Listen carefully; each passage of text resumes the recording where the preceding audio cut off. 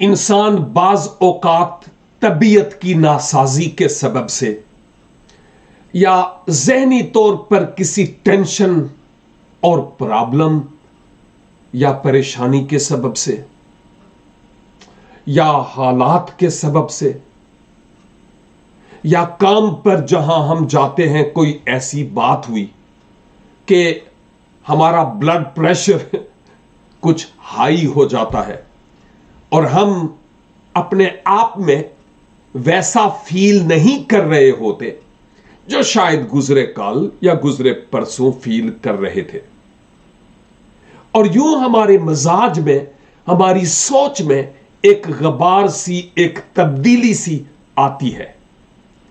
और फिर जब हम इसी तरह से अपने घर जाते हैं और बच्चों से कोई छोटी सी बात हो जाए तो हम फौरन शेर की तरह वाह गुस्से में भड़क उठते हैं। आप ऐसा नहीं करते हैं। ओ आपकी क्या बात है जी, आपकी तो बात ही नहीं करता।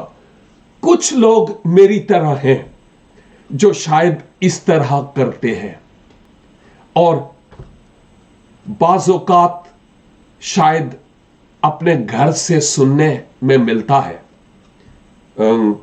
और जी औरों का गुस्सा हम पर तो ना निकाले। कभी सुना आपने होरां दा गुस्सा साढ़े ते कदे नहीं कढ़ लियो, साढ़े ते कदे नहीं वाह कर दियो पे। ऐसे होता है अजीजों, हम सब इस तरह के हालात से गुजरते हैं, और इस तरह की कैफियत शायद एक दिन, 2 दिन, शायद 3 दिन तक रहेगी, और उसके बाद हम नॉर्मल हो जाते हैं। और ये जो 1, 2, 3 दिन की कैफियत होती है ना, ये बड़ी खतरनाक होती है।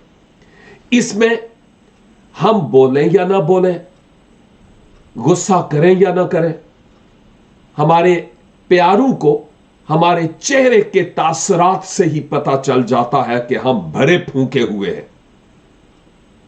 तो इसलिए मैं ये कहूंगा कि हम बाहर का गुस्सा अपने बच्चों पर, अपने बीवी पर, अपने साथी पर ना निकालें। यह दुरुस्त नहीं होगा।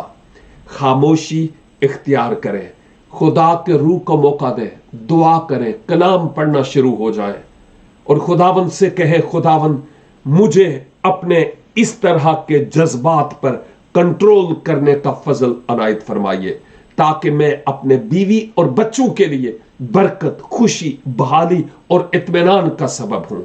मैं उनको फाड़ ना खाऊं। खुदावंद मुझे और आपको अपने इस गुस्से पर कंट्रोल करने का फजल अनायत फरमाए, ताकि हमारा खानदान एक बेनजीर और बेमिसाल खानदान हो। God bless you.